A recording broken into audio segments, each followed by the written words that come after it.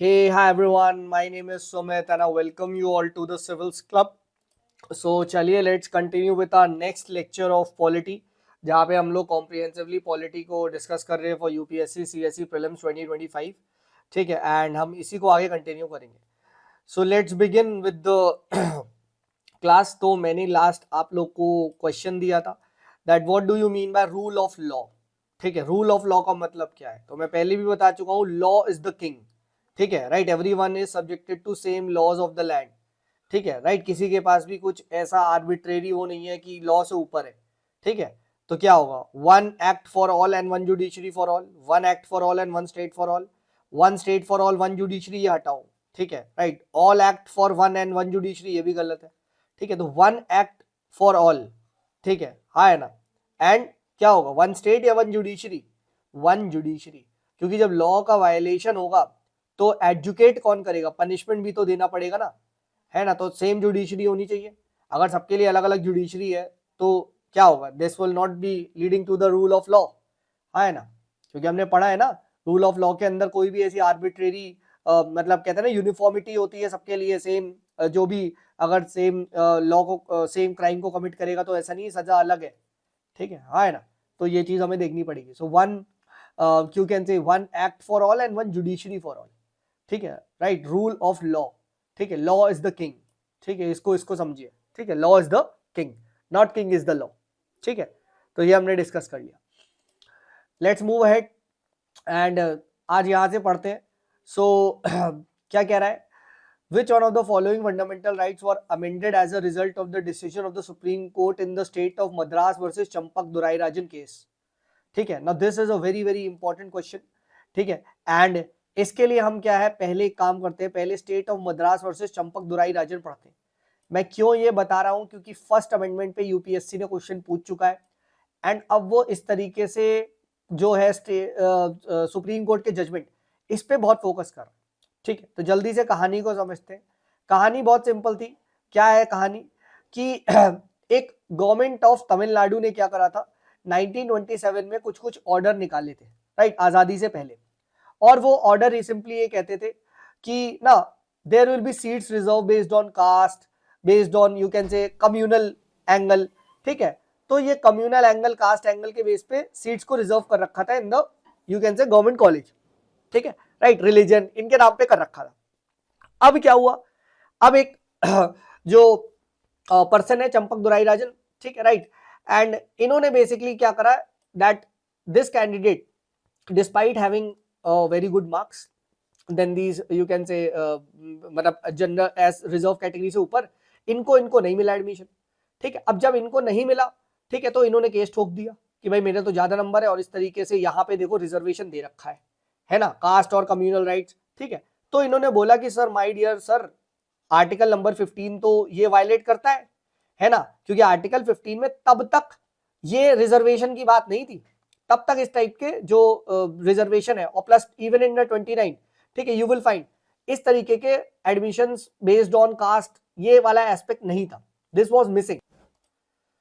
सो supreme court ने देखा, ठीक है, कि यस, ये तो फंडामेंटल राइट का वायलेशन हो रहा है. ठीक है, राइट. तो सुप्रीम कोर्ट ने बोला कि नहीं, right, this is a violation of the fundamental right and therefore we are striking this down. Fundamental rights are sacrosanct, इनको आप ऐसे नहीं ले सकते, राइट.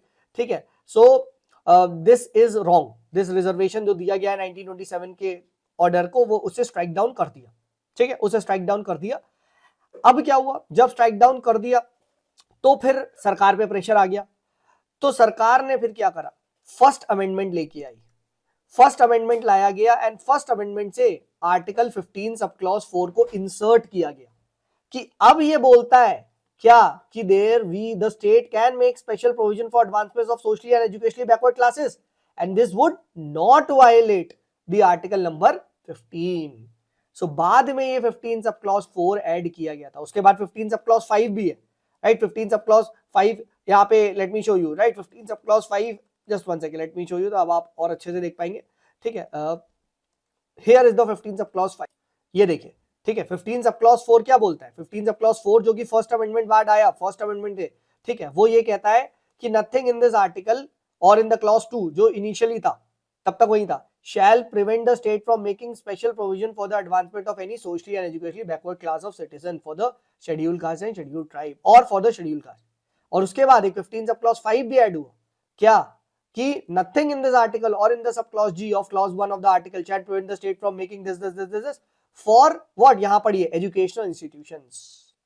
तो ये 15 sub clause 5 and 15 sub clause 4 ये बाद में ऐड हुए गए, है ना, ठीक है। तो ये चीज को क्या है, ये चीज को आप समझिए, ठीक है, राइट। तो इसीलिए चंपक दुराईराजन जब केस आया जिसने फंडामेंटल राइट्स को सुप्रीम माना, ठीक है, क्योंकि ये जो गवर्नमेंट ऑफ इंडिया के जो ऑर्डर था 1921 में कहीं ना कहीं डीपीएसपी से लिंक कर रहा था। अभी हम पढ़ेंगे डीपीएसपी कहता है कि स्टेट को कुछ वनरेबल सेक्शंस के लिए करना चाहिए, तो इस वजह से गवर्नमेंट ऑर्डर ऑफ 1927 को सही माना जाता था।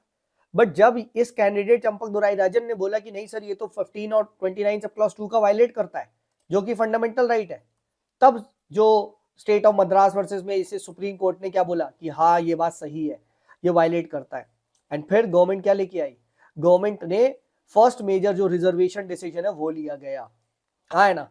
तो ये पूछा जा चुका है फर्स्ट अमेंडमेंट को लेके ना, राइट, 2023 में there was a question, right, it was asked, है ना, ठीक है। तो ये चीज आप यहाँ पे बताइएगा, ठीक है। And establish the legal president for prohibiting admission discrimination, ये भी रोका गया, ठीक है, राइट। एंड काफी बार इसको ना this decision has been you can say मतलब जो ये केस है इसको बोला जाता है कि इसने सुपीरियरिटी ऑफ फंडामेंटल राइट्स को चुना था ओवर डीपीएसपी, तो इसलिए भी माना जाता है। तो ये आपको यहाँ पता होना चाहिए, ठीक है। तो ये कहानी है, तो ये याद रखिएगा।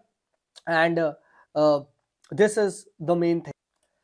तो अब आप मुझे बताओ कि कौन सा इसमें से होगा, ठीक है, द करेक्ट आंसर क्या होगा, ठीक है, right, it is what, right to equality before law, नहीं 15 राइट अगेंस्ट डिस्क्रिमिनेशन, ठीक है। और याद रखना 15 सब क्लॉज 4 को ऐड किया गया था, ठीक है।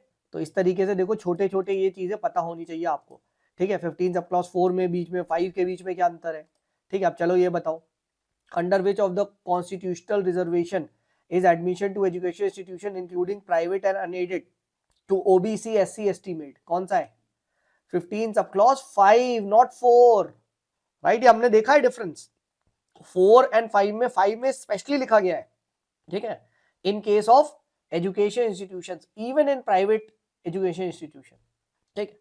But remember other than minority education institution, याद रखना माइनॉरिटी में नहीं, ठीक है, राइट।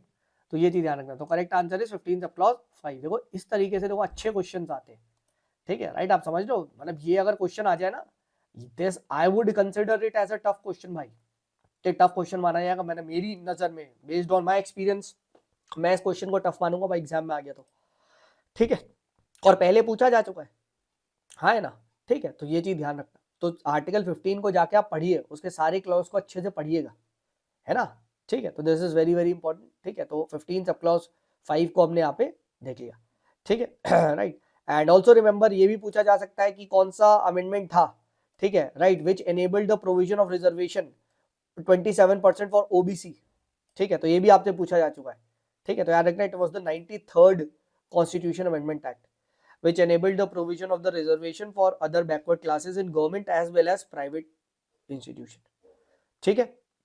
तो ये हमने क्या कर लिया, ये हमने डिस्कस कर लिया 15 का 14 का, ये हमने देख लिया, ठीक है, राइट। तो आई होप ये क्लियर हो गया होगा। तो let's give you this homework, ये होमवर्क ट्राई करिए और नीचे कमेंट सेक्शन में आंसर करिए। एंड भाई देखो यार, मैं एक ऑनेस्टली अपील भी करना चाहता हूँ, राइट। आप लोग देखते होंगे बीच बीच में लेक्चर नहीं आते, वो भाई रीजन देखो सिंपल यही है, ठीक है, लोग देखते नहीं है, राइट, और देख रहे हैं, आई नो, लाइक नहीं करते, शेयर नहीं करते यार, तो फिर वही लगता है ना यार 100-150 कुछ व्यूज आ रहा है, कौन इतना वो करे यार। देखो मेरी यार भाई, मैं तुम्हें सच बताऊं, देखो मेरे ना फाउंडेशन कोर्स भी चल रहा है, ठीक है, मेंस के एक्सक्लूसिवली तैयारी करवा रहा हूँ, ठीक है, मैं PSI और ऑप्शनल का भी करवा रहा हूँ, मेरे पास टेस्ट सीरीज भी है, राइट, मेरी मेंस मेंटरशिप प्रोग्राम भी चल रहा है, राइट, UPSC मेंटरशिप करवा रहा हूँ।